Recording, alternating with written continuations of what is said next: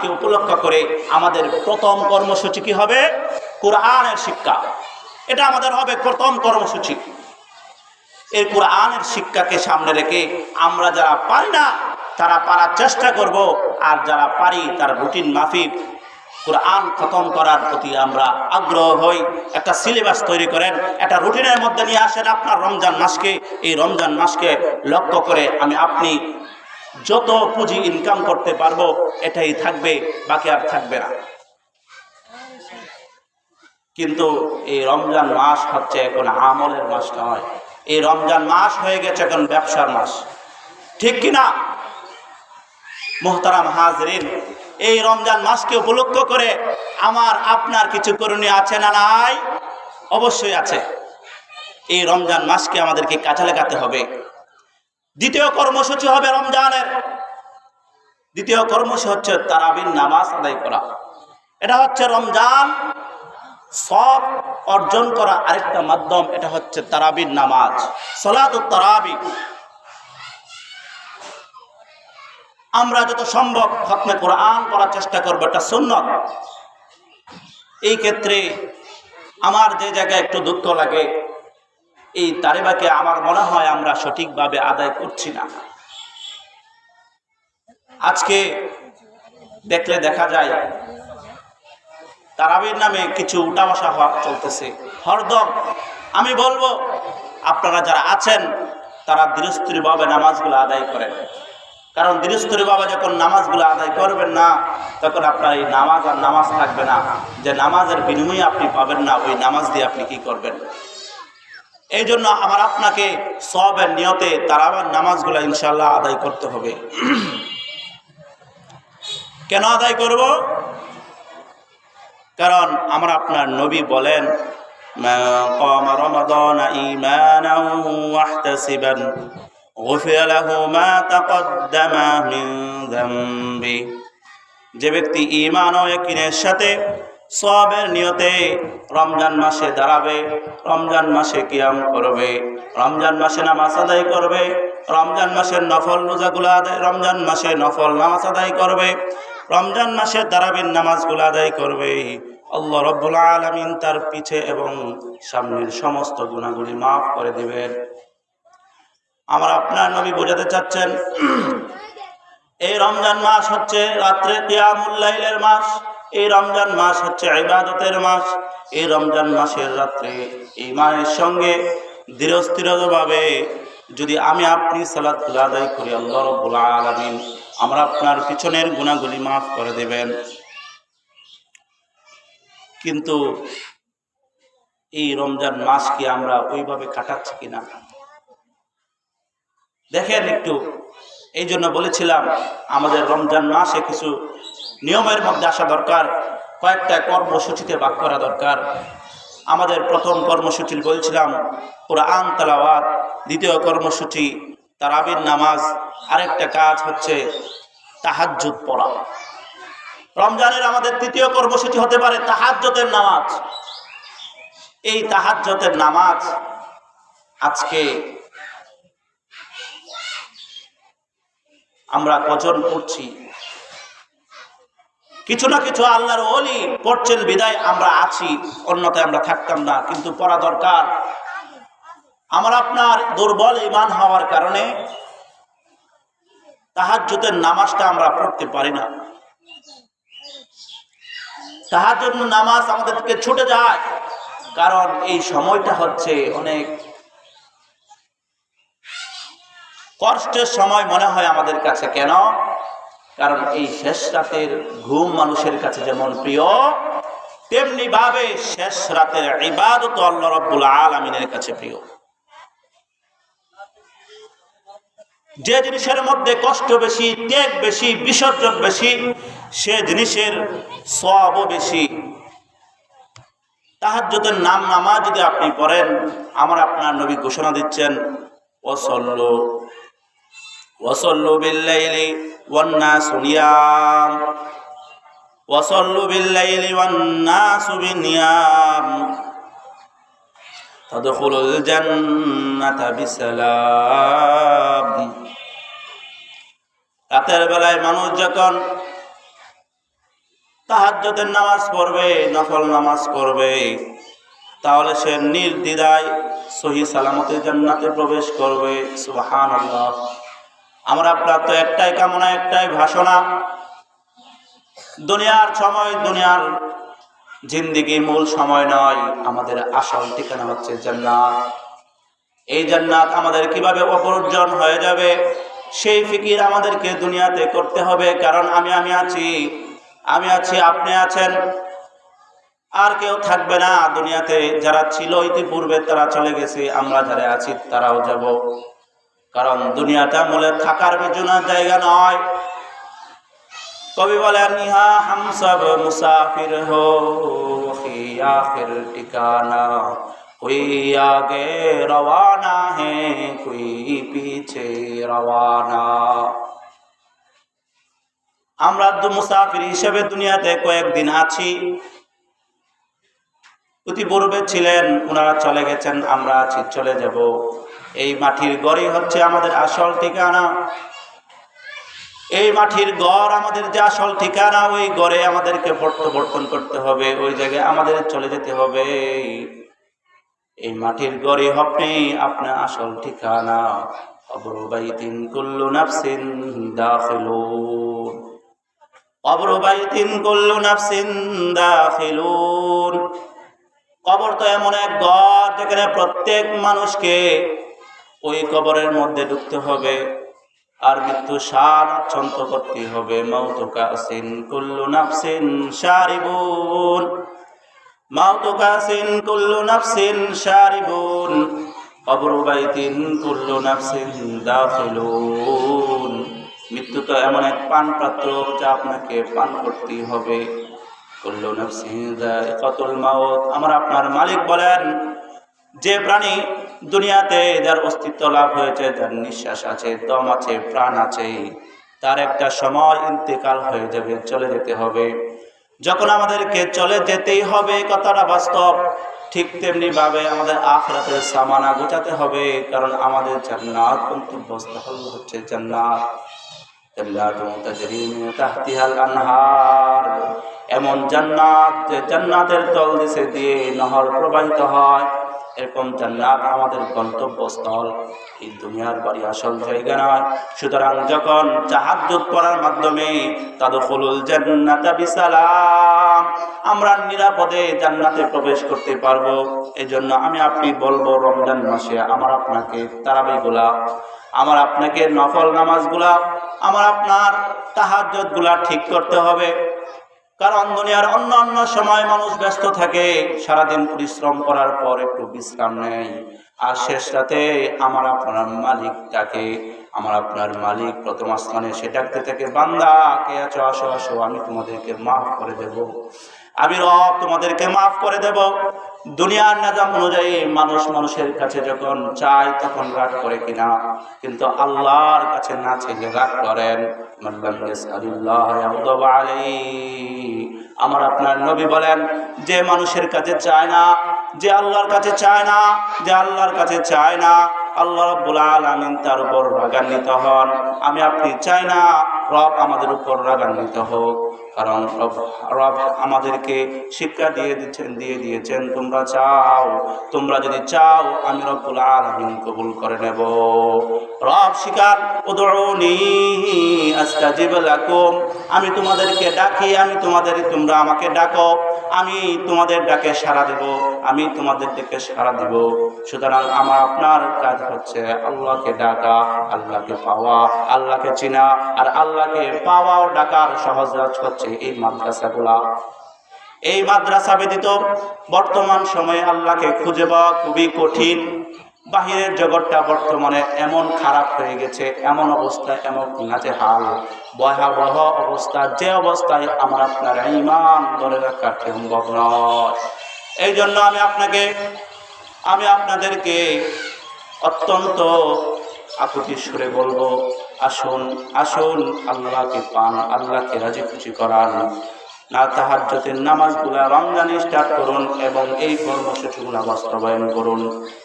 অন্যান্য সময় তাহাজ্জুদ পড়া অনেক কঠিন, কিন্তু আমি বলবো রমজানে তাহাজ্জুদ পড়া কোনো কঠিন নয়। কেন? কারণ মানুষ স্বভাবতই সেহরির জন্য জেগে থাকে। সেহরির মধ্যে তারা সেহরি খায় সুন্নতের মাধ্যমে নিজের সবকে উলণ্ডিত করে। ঠিক আমি বলবো সেই সময় আপনি 5 মিনিট সময় আল্লাহর দরবারে সিজদা করে থাকুন। আল্লাহকে সিজদা করুন, আল্লাহকে বড় জেনে, আল্লাহকে মহৎ জেনে যখন আপনার আল্লাহর কাছে নৈকট্য হবেন, আল্লাহর প্রতিবায় সিজদা করবেন, রব আপনাকে জান্নাতে প্রবেশ করিয়ে দেবে। নবী বলেন ওয়াসাল্লু বিল্লাইলি ওয়ান নাসু নিয়াম তাদখুলুল জান্নাতা বিসালাম। এই জন্য আমি বলবো রমজানে আপনার 3 নাম্বার কর্মসূচি হবে তাহাজ্জুদের নামাজ। এই তাহাজ্জুদের নামাজ আমরা ছেড়ে দিয়েছি প্রায়। 4 নাম্বার কর্মসূচি হবে সেহরি ও ইফতার। 4 নাম্বার কর্মসূচি কি? সেহরি ও ইফতার। আমাদেরকে সেহরি এবং ইফতারের মাধ্যমে আমাদের 4 নাম্বার কর্মসূচি বাস্তবায়ন করতে হবে। এখন আপনারা বলবেন এগুলো তো খাওয়া, তার মধ্যে কি সব আছে কিনা? হ্যাঁ দোস্ত, এগুলার মধ্যেও সব রয়েছে, এগুলার মধ্যেও রয়েছে সব। রব বলেন তুমি খাও, এই খাওয়া যদি আমার তরিকা মতো হয়, আমার নবীর তরিকা মতো হয়, আমার নির্দেশ মোতাবেক হয়, এর মধ্যেও আমি তোমাদেরকে সব দিয়ে দেব। সুবহানাল্লাহ। এই সেহরি আমরা যখন রোজার নিয়তে খাবো, সময় মতো খাবো এবং আল্লাহকে রাজি এবং খুশি করার জন্য রোজার নিয়তে সেহরি করব, তখন এই খাবার মধ্যেও সব দিয়ে দিবেন কে? আল্লাহ আমাদেরকে সব দিয়ে দিবেন। কত সুন্দর বিষয়। আর সেহরি মূলত সুন্নতের জন্য খাওয়া, খাওয়ার জন্য খাওয়া নয়, উদর পূর্তি করার জন্য সেহরি নয়। কিন্তু আমরা রমজানের সেহরি এমন খাওয়া খাই যে ফজরের নামাজটা যে দাঁড়িয়ে আদায় করব কষ্ট হয়ে যায়। অনেকেই তো মসজিদে যাবে বাস অলসতায়, আবার কোন রকম ঘরের মধ্যেই নামাজ পড়ে বা শুয়ে পড়ে। না দোস্ত, এরকম সেহরির আপনার দরকার নাই, এরকম সেহরি আপনার থেকে প্রত্যাশিত নয়। খাবো আমরা সুন্নত অনুযায়ী, অল্প পরিসরে যেভাবে নবী খেয়েছেন সেই তরিকায় আমাদেরকে খেতে হবে। এবং ইফতার, এই ইফতার অনেক সওয়াবের বিষয়। চিন্তা করে দেখুন, আমাদের সামনে যখন খাবার থাকে, অন্য সময় আমরা 1টা মিনিট লেট করি না, আমরা সাথে সাথে খাওয়া শুরু করে দেই। কিন্তু এই জায়গায় তো ক্ষুধাভীতি দেখা যায়, যখন দুনিয়ার কেউ দেখবে না এরকম সময় যখন আমার আপনার সামনে ইফতার থাকে, তখনও তো আমরা খাই না। বোঝা যায় তার মধ্যে ঈমান রয়েছে, সে সত্যিকার আল্লাহকে ভালোবাসে, আল্লাহকে মহব্বত করে, আল্লাহকে ভয় করে, বিদায় তার সামনে খাবার থাকা সত্ত্বেও সে ওই জায়গাতে খায় না। এটাই হচ্ছে তো বড় কিছু। ইফতার নিজে করব, আরেকজনকে খাওয়াবো। ইফতার নিজে খাবো, আরেকজনকে খাওয়াবো। কেন? আমি আপনি যদি চাই তাহলে একদিনে 10টা রোজা রাখা সম্ভব, পশ্চিমকালেও সম্ভব নয়। কিভাবে সম্ভব করা যায়? নবী বলেন যে তোমরা তোমার মুসলমান ভাইকে ইফতারি করাও। এর দ্বারা কি হবে? তোমার মুসলমান ভাই যতটুকু সওয়াব পাবে, যতটুকু নেক পাবে, তার সম পরিমাণ তোমার আমল নামে লিখে দেওয়া হবে। সুবহানাল্লাহ। কিন্তু যে রোজাদারকে ইফতার করানো হবে, তার থেকে চুল পরিমাণ একটা নেকি কম করা হবে না। সাহাবায়ে কেরাম উনকে জিজ্ঞাসা করলো, আল্লাহর রাসূল, আমার তো সামর্থ্য নাই, আমার তো এত টাকা পয়সা নাই যে আমি আরেকজনকে ইফতার করাবো। নবী বলেন, একটি খেজুর দ্বারাও যদি তুমি ইফতার করাও আর তোমার নিয়ত থাকে, তাহলে তুমি সওয়াব পেতে পারো। সুবহানাল্লাহ। আমরা পারবো কিনা? ইনশাআল্লাহ। আরেকজনকে খাওয়াবো, শেয়ার করব, একজনের ইফতার 3 জনে খাবো, তাহলে আমাদের সওয়াবটা অর্জন হয়ে যাবে। সহজে এই কর্মসূচি যখন আপনি বাস্তবায়ন করবেন, রমজানের পূর্বে যখন একটা শিডিউল করবেন, একটা লিস্ট থাকবে কোন সময় কি করবেন, কিভাবে দিনগুলো অতিক্রম করবেন, তাহলে আপনার এই রমজানে পূর্ণ অর্জন হবেই হবে ইনশাআল্লাহ। আর যখন আপনার কোনো প্ল্যান থাকবে না, আর যখন আপনার কোনো চিন্তা ফিকির থাকবে না রমজানকে নিয়ে, তখন আপনার রমজানটা সুন্দরভাবে বাস্তবায়ন হবে না। একটা ঘর করার জন্য আগে কত টেকনিক্যাল ব্যবহার করতে হয়। ইঞ্জিনিয়ার সাথে দৌড়াদৌড়ি, ইট আনো, বালু আনো, সিমেন্ট আনো, রড আনো, এত সব কিছু লাগে। তারপরে এত পরিকল্পনা করে জায়গা সব হিসাব করে যখন আমরা একটা বিল্ডিং করি, চিন্তা করেন রবের হুকুমটা কেন আমরা এত দুর্বলভাবে দেখব? যার কোনো প্রস্তুতি থাকবে না। কেন এরকম? কেন আল্লাহর নির্দেশটা এত ছোট? আপনার বস যদি একটা নির্দেশ দেয়, আপনার সিনিয়র কর্মকর্তা যদি আপনাকে নির্দেশ দেয়, 14 বার চিন্তা ফিকির করে আপনি কাজটা করেন। কোন জায়গায় নাকি ত্রুটি হয়ে যায়, কোন জায়গায় আমার ভুল ধরে ফেলে, আমার নাকি চাকরিটা চলে যায়, এত ভয় যদি থাকে যে রব আমাকে আপনাকে সৃষ্টি করেছেন, সেই রবের কারণে কত ভয় থাকা দরকার। সেই রবের জন্য তো আর বেশি ভয় থাকা দরকার। সেই রবের নির্দেশগুলো তো আগে থেকে শিডিউল করা দরকার। সেই রবের নির্দেশগুলো তো আগে থেকে আমাকে বাস্তবায়ন করা, কিভাবে রুটিন মাফিক চলতে হবে সেগুলা বাস্তবায়ন করা দরকার। আর যখন আমার রুটিন মাফিক হবে না, চিন্তা ফিকির থাকবে না, তখন আপনার কাজগুলোও পুঙ্খানুপুঙ্খানুভাবে আদায় হবে না। এটা স্বাভাবিক, হবেই না। এই জন্য বলবো, আমি আপনার যখন ইফতারের কথা বলতেছিলাম, আমি আপনার যখন ইফতার করব, আরেকজনকে যখন শামিল করি, তাহলে দ্বিগুণ সওয়াব অর্জন করব ইনশাআল্লাহ। এখন কিভাবে করতে পারি এই সওয়াব লাভ? আমি 3টা আইডিয়া দিতে পারি। আপনি রমজানে আপনার ইফতারিকে সামনে রেখে কিভাবে সওয়াবকে দ্বিগুণ করবেন। এক হচ্ছে অপর মসজিদ ভিত্তিক অপর মুসলমান ভাইকে দাওয়াত করে খাওয়ানো। আপনার সামর্থ্য অনুযায়ী খাওয়াবেন, যেন আপনি নিয়ত রাখবেন যাই পারেন না কেন সামান্য কিছু দিয়ে হলেও শরীক হতে পারেন কিনা। দ্বিতীয় আইডিয়া আমি বলবো, আপনারা এই কাজটা করতে পারেন। আমাকে আপনাকে আল্লাহ রাব্বুল আলামিন ধন সম্পদ দিয়েছেন, সুখে রেখেছেন, কিন্তু আমারও হাজারো ভাই আছে যারা দরিদ্র, যারা দিন আনে দিন খায়, ইফতারির জন্য আলাদা বাজেট করবে সেই টাকা তার নাই। সে 1 কেজি খেজুর কিনবে, সেই সামর্থ্য তার নাই, কারণ তার তো নুন আনতে পান্তা পোড়ায় এই অবস্থা। দৈনন্দিন বর্তমানে বাজারে দ্রব্যমূল্যের যে ঊর্ধ্বগতি, যদি সে দিন দিন চলাটাই তার জন্য কষ্ট হয়ে যাচ্ছে। এজন্য আমি বলবো, ভাই আপনি একটা লিস্ট করেন, আপনার সামর্থ্য অনুযায়ী একটা লিস্ট করেন। আমার মহল্লার মধ্যে এতজন দরিদ্র আছে যারা রোজা রাখে কিন্তু ইফতারি করতে পারে না, তাদের সামর্থ্য অনুযায়ী ইফতারি পারে না, হয়তো কিছু বা কিছু খায়, হয়তো খালি শুধু মুড়িগুলা খায়, হয়তো মুড়ির সঙ্গে পেঁয়াজ মরিচটা দিতে পারে, অন্য কিছু পারে না। তাদের একটা লিস্ট আপনার মধ্যে নিয়ে আসেন, আর নিয়ত রাখেন রব আমাকে এই জন্য রোজা সব দ্বিগুণ করে দেবে। এটা লিস্ট করেন না, একজনের জন্য, একটা পরিবার জন্য 1000 টাকা বাজেট করেন। 1000 টাকার মধ্যে আপনার সামর্থ্য অনুযায়ী কিনে দেন। আপনি যদি একটা পরিবারকে দিতে পারেন দেন, আপনি যদি 5টা পরিবারকে দিতে পারেন দেন। কারণ এই সম্পদের মালিক কে দিয়েছেন? আল্লাহ দিয়েছেন। সকালবেলার দনিয়ে দই, ফকির সন্ধ্যাবেলা। আপনারা দেখেন নাই এই যে কাচ্চি বাইয়ের মধ্যে কি রাখছে, আগুন লাগছে কিনা? যে ছিল রাতারাতি শেষ, উঠতে কিছুটা সময় লাগলেও আল্লাহর নামাতে সময় লাগে না। কখন না কখন আমাকে আপনাকে রাস্তায় আল্লাহ বসিয়ে দেন, বলা যায় না। এই জন্য সম্পদ থাকতে সম্পদের কদর করেন। দুনিয়াতে আখিরাতে খবরে মানুষ একটা জিনিসের আফসোস করবে, হায় হায় আমি যদি আরে কিছু সম্পদ আল্লাহ রাস্তায় খরচ করতাম তাহলে তো আমার কিছু আমলনামা থাকতো। কিন্তু যে সম্পদ আপনার সম্পদ আপনার সন্তানের জন্য রেখে যাবেন, আপনার সন্তান আপনার জন্য রব্বির হামহুমা কামা রব্বায়ানি সগীরা বলে কিনা সন্দেহ, সেই সন্তানের জন্য হাজারো কোটি টাকা রেখে যাচ্ছেন, কিন্তু আপনার জন্য কি করলেন?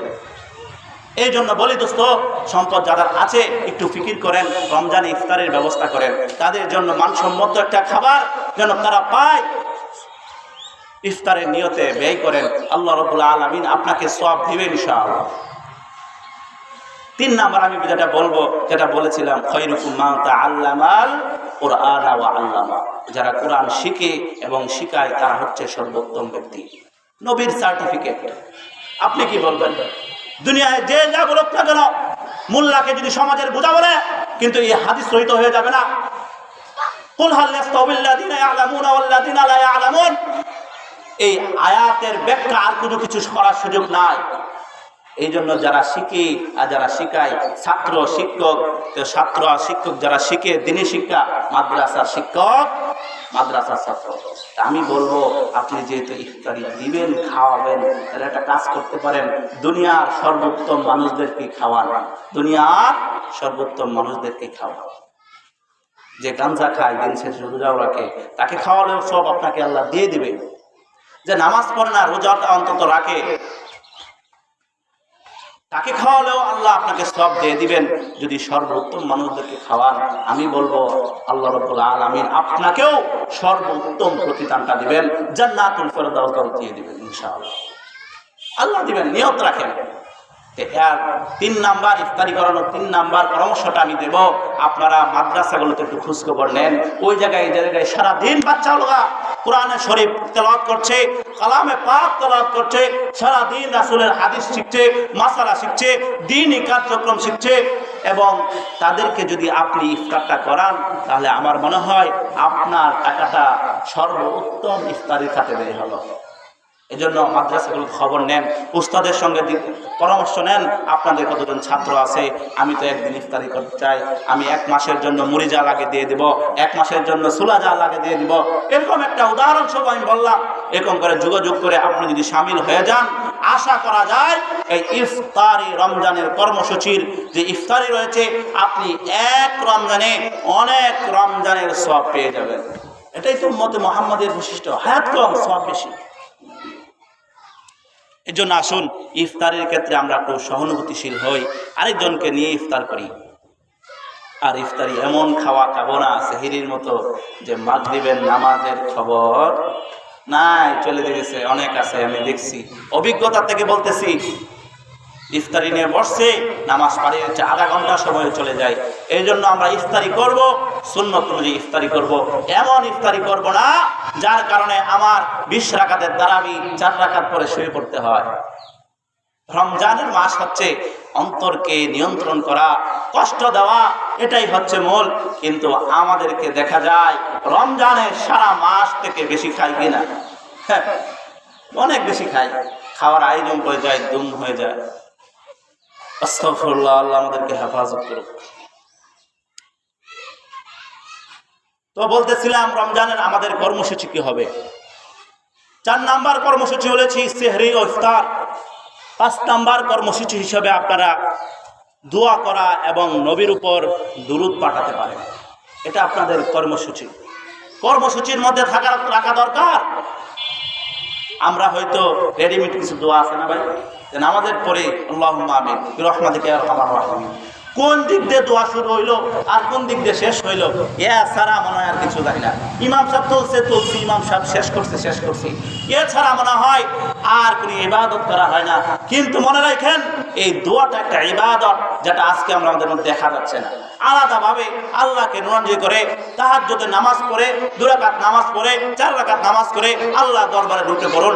আল্লাহ তো বলতেছে উদউনি আস্তাজিব লাকুম, আপনার চাইতে সমস্যা কি? আল্লাহ যেদিকে বলতেছে চাও, আমাদের চাইতে সমস্যা কি? নবী বলেন আদ-দুআউ হুয়াল ইবাদা, দোয়াটাই একটা স্বতন্ত্র ইবাদত। আর আমরা দোয়াটা স্বতন্ত্র ইবাদত, দোয়াটা মনে করি যে নামাজের পরে মনে হয় একটু হাত তুলতে হয়। ইমাম সাহেব বলল রব্বানা আতিনা ফিদ দুনিয়া হাসানা, আর আমি বললাম ইমাম সাহেব শেষ। দোয়াটা ভাই এরকম না, দোয়াটাকে আলাদা একটা মর্যাদা দেওয়া দরকার। এই দোয়াটা স্বতন্ত্র ইবাদত। কুরআন তেলাওয়াত ইবাদত, নফল নামাজ যেমন ইবাদত, নফল রোজা যেমন ইবাদত, তেমনি ভাবে দোয়াটাও একটা ইবাদত। এই জন্য আমরা দোয়া করব। আমরা তো গুনাহগার, গুনার কোনো শেষ নাই। আল্লাহর কাছে দোয়ার অনেক প্রয়োজন, আল্লাহর কাছে রুনাজারির প্রয়োজন, আল্লাহর কাছে চাওয়ার প্রয়োজন। আল্লাহর কাছে দুনিয়ার হালতে মা বাবা এত দরদি, দুনিয়ার অবস্থায় মা বাবা দৃষ্টান্ত হতে পারে না, যাদের মধ্যে এত মায়া আর মহব্বত দিয়ে দিচ্ছেন, কিন্তু দুনিয়াতে মা বাবার কাছে না চাইলেও দেয় না। তেমনি ভাবে আমার রব আমার উপর দয়াশীল, তবে আমার আপনাকে রবের দিকে দাবিত হতে হবে, দোয়া তো করতে হবে, চাইতে হতে হবে। যত চাইব তত খুশি। এই জন্য আসুন রমজানের 5 নাম্বার কর্মসূচি আমরা নেই, যে আমরা বেশি বেশি দোয়া করব। পারবো তো ইনশাআল্লাহ। 6 নাম্বার কর্মসূচি বলে আজকের শেষ করব, আজকের আলোচনা বলবো 6 নাম্বার কর্মসূচির মাধ্যমে শেষ করবো ইনশাআল্লাহ। আমাদেরকে রমজানের 6 নাম্বার কর্মসূচি হতে পারে, আল্লাহ রাব্বুল আলামিন যাদেরকে একটু সামর্থ্য দিয়েছেন, যাদেরকে কিছু সামর্থ্য দিয়েছেন, দুনিয়ার টাকা পয়সা দিয়েছেন, আমি বলবো আপনারা চাইলে সম্ভব হইলে এই রমজানে উমরা করেন। এই রমজানে আপনার কর্মসূচির মধ্যে উমরাটা রাখেন। কেন? আমরা তো আবার লাভ ছাড়া কিছু করতে চাই না। দুনিয়াতেও যেমন লাভ খুঁজি, আখিরাতে অবশ্যই লাভ খুঁজবো, এটাই দরকার। আখিরাতে লাভ খোঁজা খারাপ না। কেন খুঁজবো? আমার আপনার নবী বলেন, قال فإن عمرة في رمضان تقضي حجة معي। যে ব্যক্তি রমজানে উমরা করবে, যে ব্যক্তি রমজানে উমরা আদায় করবে, সে যেন আমার সঙ্গে হজ করলো। নবী বলতেছেন, তোমরা যদি রমজানে উমরা করো, কেমন যেন আমার নবীর সঙ্গে তোমরা উমরা করলে, আমার নবীর সঙ্গে তোমরা হজ করলে। এই জন্য মুহতারাম দোস্ত বুজুর্গ, যাদেরকে আল্লাহ রাব্বুল আলামিন সামর্থ্য দিয়েছেন, যাদেরকে আর্থিক সামর্থ্য আল্লাহ রাব্বুল আলামিন দিয়েছেন, তাদের দরকার আল্লাহর ঘরকে জিয়ারত করা, আল্লাহর ঘরকে তওয়াফ করা, আমার আপনার নবীর রওজা মুবারকে সালাম পেশ করা। আসসালামু আলাইকা ইয়া নবী আল্লাহ, আসসালামু আলাইকা ইয়া নবী আল্লাহ। কত আল্লাহর ওলি আছে যাদের মন চায় তাওয়াফ করার জন্য, কত উলামায়ে কেরাম আছে মন চায় তাওয়াফ করার জন্য, নবীর রওজা মুবারকে দাঁড়িয়ে সালাম পেশ করার জন্য। কিন্তু আল্লাহ রাব্বুল আলামিন কোন এক হিকমতে তাদেরকে অর্থ সম্পদ দেয় নাই, অর্থ সম্পদ দেয় নাই। মনে বড় তামান্না, মনে বড় আশা জাগে, যদি আল্লাহ তোমার ঘরকে আমি তাওয়াফ করতে পারতাম, তোমার হাবিবের রওজা মুবারকে দাঁড়িয়ে একটা সালাম দিতে পারতাম, মনে বড় আশা। কিন্তু আমাকে আপনাকে যাদেরকে সামর্থ্য দিয়েছেন, তারা কেন বঞ্চিত হচ্ছে? যাদের মনে আশা নিয়ে আল্লাহর কাছে দোয়া করতে পেরেছে, চাই তাদের সামর্থ্য থাকুক বা না থাকুক, মৃত্যুর আগে ইহরামের কাপড় তার গায়ে লেগে যায়। অনেক দৃষ্টান্ত এরকম দেখেছি, যাদের কোনো সামর্থ্য ছিল না, কিন্তু আল্লাহর দরবারে তারা মঞ্জুর করে নিয়েছেন। দোয়ার মাধ্যমে আল্লাহ তাআলাকে খুশি করে নিয়েছেন, রুনা জারি করেছেন। যাদেরকে কোনো সামর্থ্য ছিল না উমরা করার জন্য, হজ করার জন্য, আল্লাহর কোনো না কোনো নেক বান্দার ওসিলায় তাকে হজ করে দিয়েছেন। এরকম দেখছেন কিনা আপনারা? আমি দেখছি।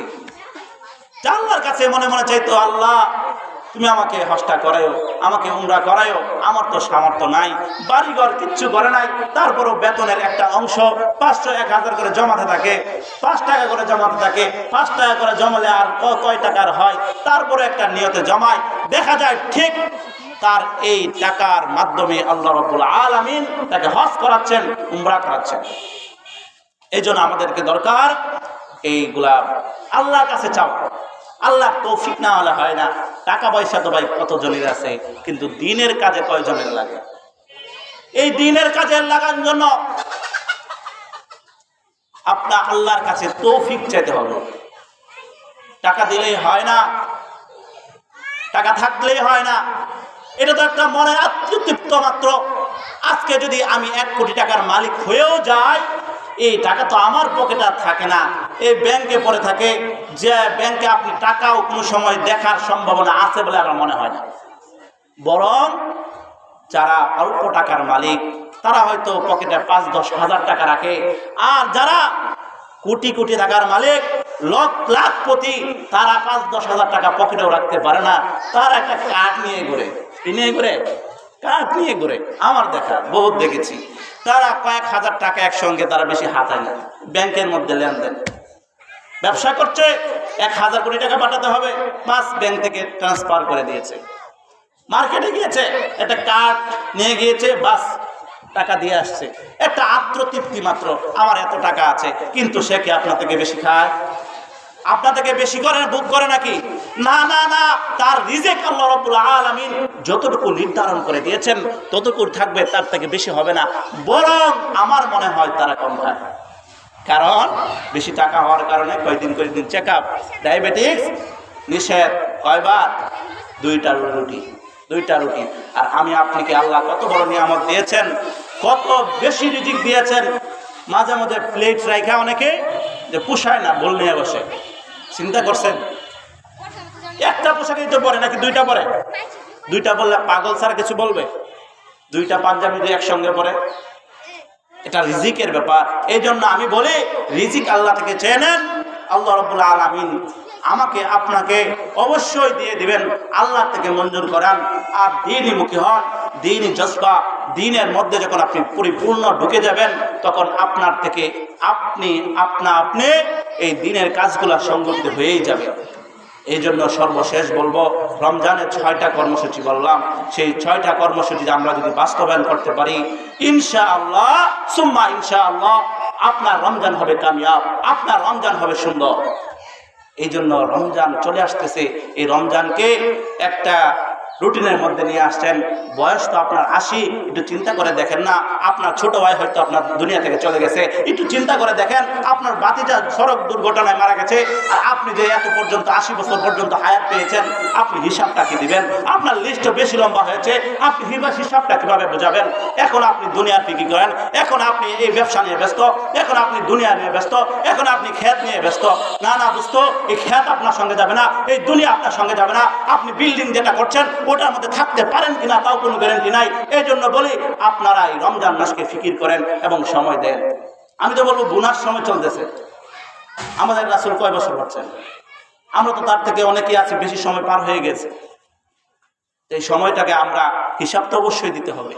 রমজানকে যারা আছি মুরব্বী বাবারা, তাদেরকে পায়ে হাত ধরে বলে এই রমজানে একটা রুটিনের মধ্যে চলে আসেন। দুনিয়াকে লাথি মারেন, এই দুনিয়াকে আপনার কিছু দিবে না, এই দুনিয়া আপনি নিয়েও যেতে পারবে না। বলে না কাফনের কোনো পকেট নাই, আসলে আপনাকে দিবে না, কিছুই দিবে না।